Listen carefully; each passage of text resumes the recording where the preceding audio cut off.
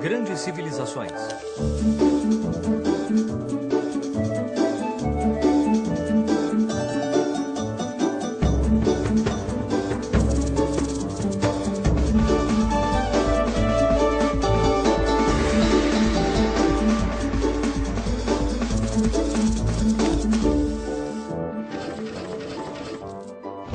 Os Carolíngios, primeira parte.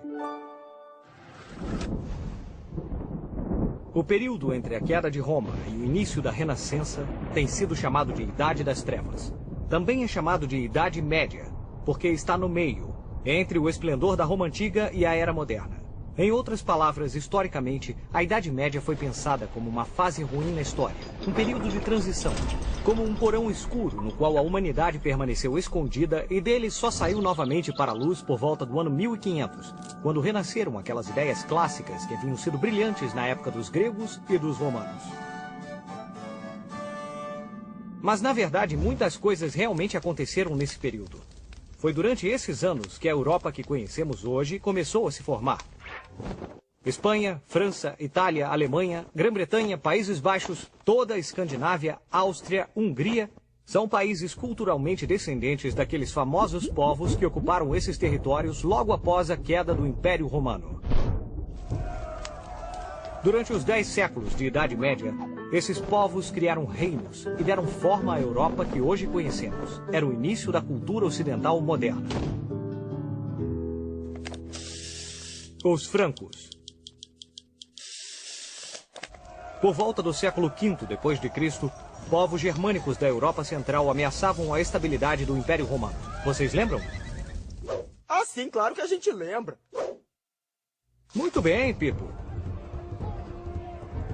Então, você lembra que foram grupos de povos germânicos que invadiram e destruíram Roma?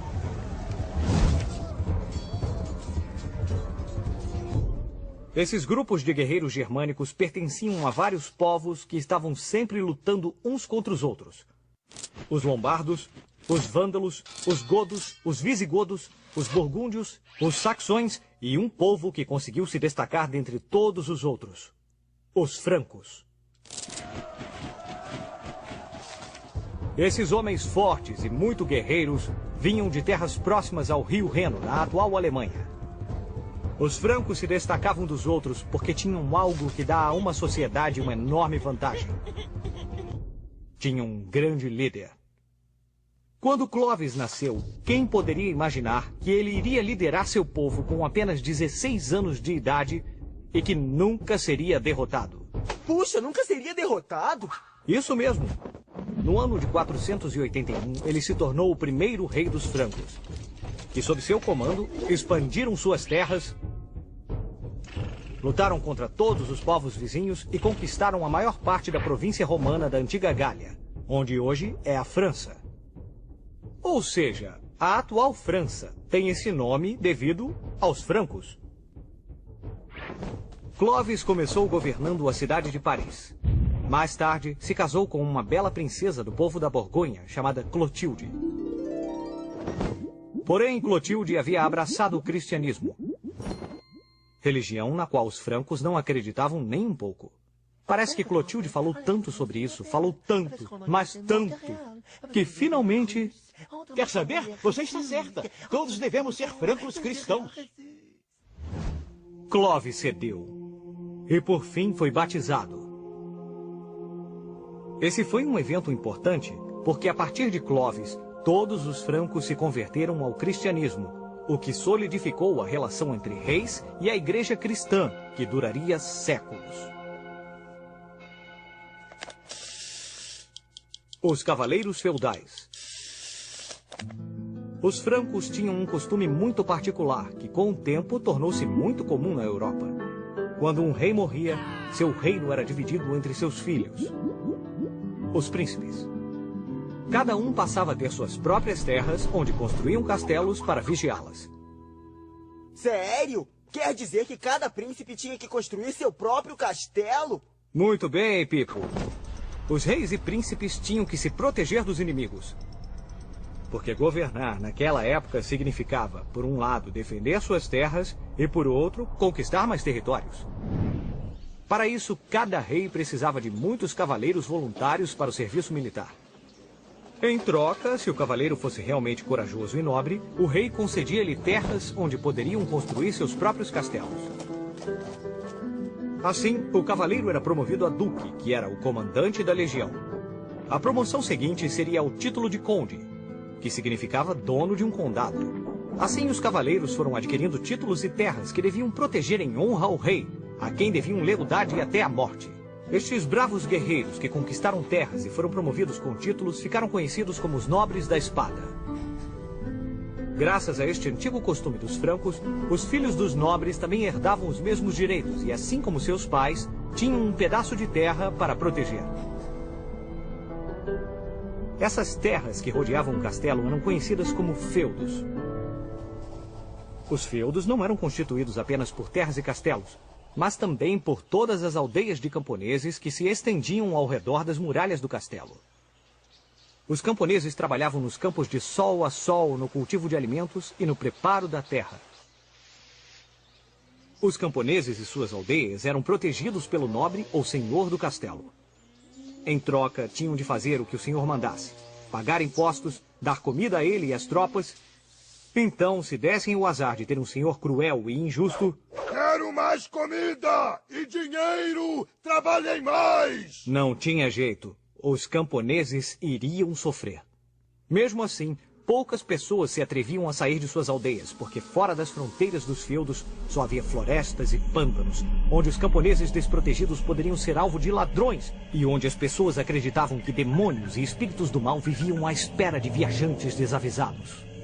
Os camponeses da Europa não sabiam ler nem escrever e raramente recebiam notícias vindas de fora de suas aldeias.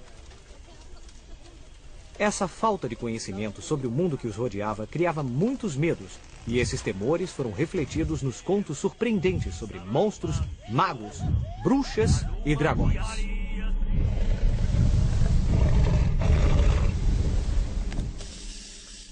O sistema feudal. Durante a Idade Média, diferentes povos lutaram entre si. Os nobres compunham os exércitos que juravam lealdade uns aos outros. Eles fizeram guerra por toda a Europa e protegiam os interesses de seus reis. Será que eles lutavam o tempo todo durante a guerra? Como conseguiam dinheiro e comida? Como esses nobres faziam para se manter? Pergunta inteligente, Pipo. Os nobres precisavam de cavalos, armaduras, espadas, capas e alimentos. E tudo isso vinha dos camponeses, que trabalhavam incansavelmente em cada feudo. Eles produziam todos os alimentos e bens para os senhores e seus exércitos. Os camponeses trabalhavam duro todo o ano e produziam toneladas de alimentos. Alimentos esses que os senhores tomavam deles. Isso porque, tecnicamente, os senhores eram donos de tudo. Algumas vezes, mal deixavam comida suficiente para os camponeses passarem um ano sem fome. Estes camponeses que trabalhavam muito faziam parte do que chamamos de roda da sociedade feudal. Estes eram os nobres e cavaleiros dedicados ao combate. Havia também os monges e clérigos, que se dedicavam aos assuntos da igreja. E também havia os camponeses, que cultivavam e forneciam alimentos e riqueza para os outros. Cada grupo social dependia do outro. Os camponeses tinham de ser defendidos pelos senhores e nobres contra invasores, para que pudessem cuidar dos alimentos que seriam consumidos pelos senhores e pelos religiosos. Essas três camadas da sociedade eram muito rigorosas e ninguém podia passar de uma para outra. Esse era o sistema feudal. Vamos usar nossa bússola do tempo para ver o que estava acontecendo nos outros lugares do mundo nessa mesma época. O que estava acontecendo no Japão, enquanto a Europa estava à mercê dos reis e cavaleiros? No século XIII, o Japão mudou para sempre. Depois de séculos de guerras entre duas famílias inimigas, um grande chefe militar chamado Yoritomo subiu ao poder e foi proclamado o primeiro shogun do Japão. Este foi o início de um longo período do Japão feudal, que durou 7 séculos, e ficou conhecido como a Era dos Shoguns. Os shoguns mantiveram seu poder por tanto tempo graças a um grupo de elite de fiéis guerreiros chamados samurais. O Shogun premiava o samurai com terras e riquezas em troca de sua fidelidade. Aí, igualzinho ao que estava acontecendo na Europa nessa época. Exatamente. Na Europa, os cavaleiros protegiam as terras do rei. E no Japão, os samurais estavam fazendo a mesma coisa, protegendo o poder do Shogun. O sistema feudal também existia do outro lado do mundo. Vamos ver o que vai acontecer em Os Carolingios, segunda parte. Depois de incansáveis campanhas contra os lombardos, saxões, ávaros, eslavos, os godos e os visigodos, Carlos Magno conseguiu criar seu grande império. Mas ele não era apenas um grande conquistador. Carlos Magno também queria unificar os senhores e as aldeias de seu império sob uma única religião e uma cultura compartilhada, baseando seu poder no conhecimento.